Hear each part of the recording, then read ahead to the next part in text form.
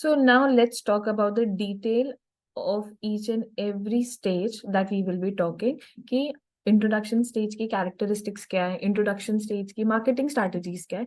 ये हमें ना शॉर्ट हमें आंसर्स में लिखनी पड़ेगी। जैसे अगर 4 मार्क का क्वेश्चन आता है कि what do you mean by PLC, तो आपको क्या बताना पड़ेगा, आपको इंट्रोडक्शन देना पड़ेगा हर एक स्टेज का, उसकी 2 कैरेक्टरिस्टिक्स और उसकी चारों मार्केटिंग स्ट्रैटेजी। मार्केटिंग स्ट्रैटेजी का मतलब क्या होता है, P⁴, मतलब हमें हर किसी का प्रोडक्ट आपको बताना कि प्रोडक्ट क्या है, प्लेस क्या है, प्राइस क्या है, प्रमोशन क्या है।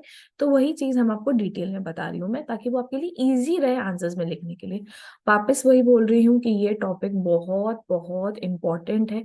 ये एमसीक्यू के फॉर्म में भी आ सकता है, ये 2 मार्क के क्वेश्चन में भी आ सकता है, 3 मार्क के भी आते हैं, तो 4 मार्क के में भी आ ही सकता है। और ये हर साल के पेपर में आएगा ही आएगा, और in future also it will be helping you a lot से भी ज्यादा करते हैं। अब जैसे मैंने आप लोगों को बताया था कि ये पीएलसी का, अब मैं थोड़ा सा आपको जो मैंने अंडरलाइन किया हुआ है, जो हाईलाइटेड किया हुआ है, वो इंपॉर्टेंट है। जैसे मैंने आपको स्टार्टिंग में बताया था कि वो एस शेप कर्व होता है। It is observe that a profit are really a part of the introduction stage, growth brings the profit with 1 cent in decline in profit being observed in the maturity stage. Maturity stage में हम क्या बात करेंगे कि यहाँ सबसे ज्यादा competition हमें मिलता है, क्योंकि दूसरी कंपनीज हमको क्या करती है, कॉपी करने की कोशिश करती है। जैसे नोकिया आया था, मैंने आपको एग्जांपल में दिया था, तो माइक्रोसॉफ्ट भी आ गया, माइक्रोमैक्स आ गया था, सोनी रिक्सन था, एचटीसी था, और ऐसे बहुत सारे मोबाइल फोन है। और ब्लैकबेरी को हम कैसे बोल सकते हैं, right. Introduction a new product is always a risky for an entrepreneur. और अब इसकी हम कैरेक्टरिस्टिक्स के बारे में बात करेंगे। मैंने जितना आपको अंडरलाइन करा हुआ है, अगर आप उतना ही पढ़ के जाओगे तो वो भी इनफ है। including the acceptance and attaining the initial distribution, high operational cost, high learning time, कि हमको कितना टाइम लगता है अपने प्रोडक्ट को रीच आउट करवाना कस्टमर से, क्योंकि हम नए आते हैं ना। आजकल तो हमारे पास इंस्टाग्राम हो गया है, फेसबुक हो गया है, व्हाट्सएप हो गया है, गूगल एड्स हो गए, तो हम लोग इन्फ्लुएंसर्स के कारण कर लेते हैं, इजीली अप्रोच करवा लेते हैं। बट अगर पहले के टाइम पे आप सोचोगे तो हमें पर्सनल सेलिंग करनी पड़ती थी, हम लोगों को जा जाके लोगों को बताना पड़ता था कि हम क्या बेच रहे हैं।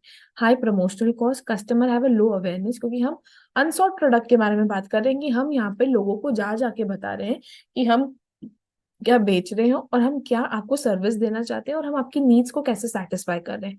Competition is limited to the new firm, negative profits on account, क्योंकि कभी कभी ऐसी सिचुएशन आएगी जैसे कि इनिशियल टाइम पे हम क्या करेंगे, हमें लॉस बियर करना पड़ेगा, ताकि हम लोगों को बता सकें कि हम कैसे अप्रोच कर रहे हैं। A marketing strategy, promote products are promoted to create awareness with the help of personal selling or kind of sales promotion. कि हम पीरियड ऑफ, जैसे चाय सुट्टा बार क्या करता है कि अपने फर्स्ट डे पे फ्री चाय और फ्री कॉफी डिस्ट्रीब्यूट करता है, ताकि लोगों को पता चल सके कि यहाँ चाय सुट्टा बार ओपन हुआ है। Now pricing of the product में भी लो, क्योंकि हम इनिशियल स्टेज पे क्या करें, प्रोडक्ट की प्राइस लो रख रहे हैं। स्लोली एंड ग्रेजुअली क्या करेंगे, हम अपनी प्राइस को इंक्रीज करेंगे जैसे जैसे हमारे प्रोडक्ट की अवेयरनेस बढ़ती जाएगी। Distribution is selective, because according to the product, अगर कंज्यूमर बेस्ड प्रोडक्ट है तो मुझे होलसेलर रिटेलर की हेल्प लेनी पड़ेगी अपना प्रोडक्ट पहुंचाने के लिए। बट अगर वो लग्जरी प्रोडक्ट है या एक पर्टिकुलर सेगमेंट के लिए प्रोडक्ट है, तो मुझे डायरेक्ट चैनल करना पड़ेगा। Marketing communication seek to educate and enhance the product awareness, कि मुझे प्रोडक्ट को अवेयर कराना है, डोर टू डोर जाना है, पर्सनल सेलिंग जाना है, या इन्फ्लुएंसर्स की हेल्प लेनी है, यूट्यूबर्स की हेल्प लेनी है, so that they can make my product more aware. Coming to the growth stage, हमारा प्रोडक्ट मतलब लॉन्च सक्सेसफुली हो गया है, कस्टमर्स को हमारे प्रोडक्ट के बारे में पता है। अब क्या होता है, हमारी कॉस्ट रिड्यूस हो जाएगी इकोनॉमी ऑफ सेल्स पे, क्योंकि हमें इतना प्रमोशन नहीं करना पड़ेगा, क्योंकि अब डायरेक्टली हमारा प्रोडक्ट परचेज करते रहेंगे लोग।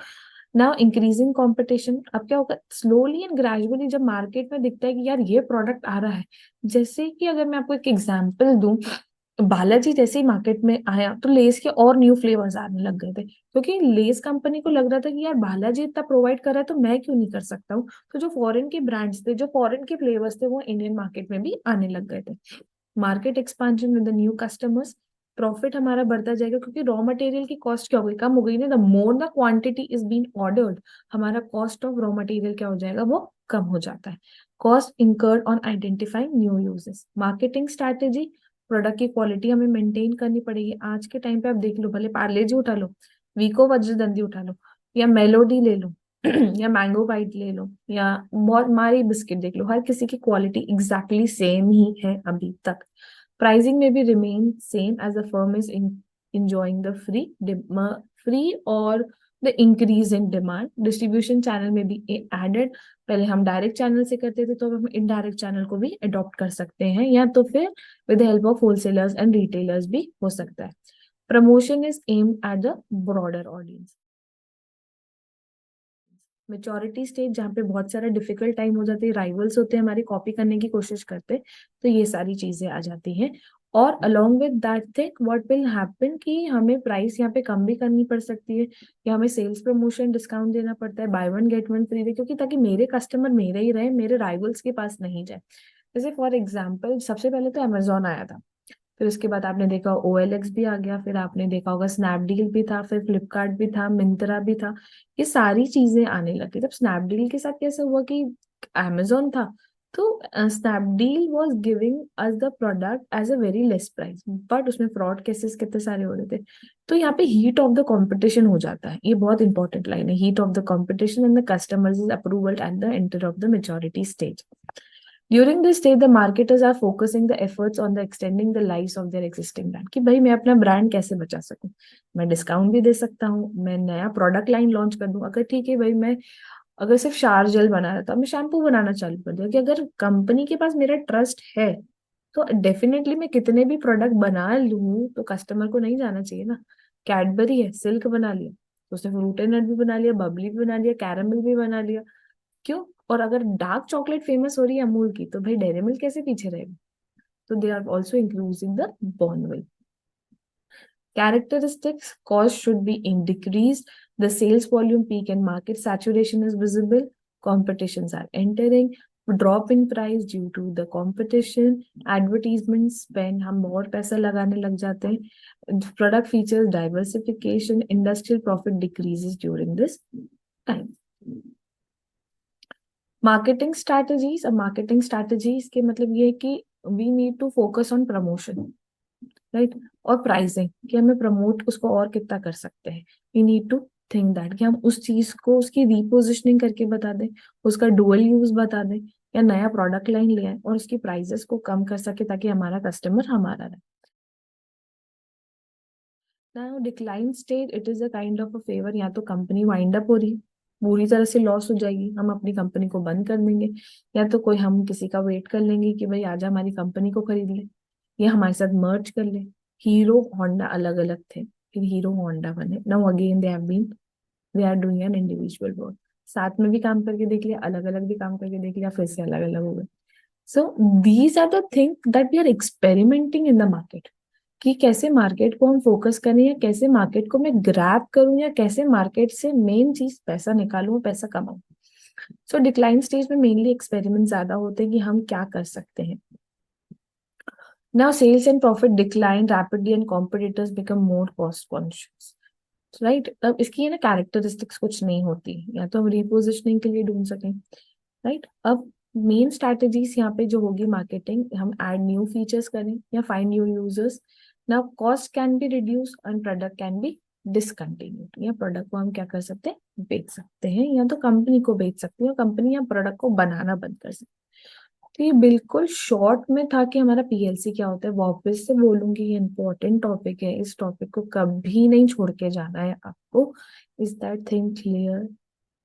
इंट्रोडक्शन में प्रोडक्ट आता है, प्रोडक्ट को इंट्रोड्यूस करवाते हैं हम मार्केट में, कि कैसे हम अवेयर करवा रहे हैं, पर्सनल सेलिंग, माउथ पब्लिसिटी की थ्रू हेल्प से, स्लोली एंड ग्रेजुअली। और आज के टाइम पे हम इन्फ्लुएंसर्स मार्केटिंग की हेल्प ले रहे हैं, यूट्यूबर्स की हेल्प ले रहे हैं, गूगल एड्स चला रहे हैं, इंस्टाग्राम एड्स चला रहे हैं, फेसबुक एड्स चला रहे हैं, ताकि हम कस्टमर्स को बता सकें कि हम प्रोडक्ट क्या बेच रहे हैं। जैसे जैसे कंपनी को पता चल रहा है, कस्टमर्स को पता चल रहा है, सक्सेस आ रही है, डिमांड बढ़ती जा रही है, तो हमारा प्रोडक्ट कौन सी स्टेज में आ गया, ग्रोथ स्टेज में आ गया। जब लोग हमको कॉपी करना चालू करते हैं तो वो हो जाती है मेच्योरिटी स्टेज, मतलब हम कॉम्पिटिटर्स पे, या तो कॉम्पिटिटर्स हमको टैकल कर रहे हैं, हमारे राइवलरी कॉपी कर रहे हैं इस चीज को। जैसे जैसे राइवलरी हो रही है, मतलब वो हमारे जैसा प्रोडक्ट बना रहे हैं, कम प्राइस पे देने की चॉइस करें, बट हमें क्वालिटी से कॉम्प्रोमाइज नहीं करना चाहिए, ताकि लोगों को पता चले कि what is the actually brand doing it. Adidas है, एबिबास भी है, first copy, second copy, third copy भी है, बट ओरिजिनल की वैल्यू ओरिजिनल ही होती है, ताकि अगर आप अपनी ब्रांड वैल्यू अपने कस्टमर्स को अपने पास रखने की कोशिश करते हैं या उनके बिहेवियर को समझते हैं। बट अगर नहीं होता है तो हम कौन सी स्टेज पे आ जाते हैं, हम डिक्लाइन स्टेज पे आ जाते हैं। या तो कंपनी किसी को मर्ज कर सकती है, या वाइंड अप हो सकती है, या नया प्रोडक्ट लाइन यूज कर सकती है। जैसे गोदरेज कंपनी लॉकर्स बनाती है, अलमारी बनाती है, अब वो क्या कर रहे हैं, टॉयलेटरीज में भी आने लग गए हैं, हैंड वॉश लेकर आ रहे हैं, हेयर कलर लेकर आ रहे हैं, so that again they can get back their customers. वापस से उनके कस्टमर्स वापस आ जाए, कस्टमर्स की नीड्स एंड वांट्स को क्या करें, वो सेटिस्फाई करें। I hope this is clear. If you're having more doubts, more questions are there, you can just comment on my video. I will be solving your queries. Thank you.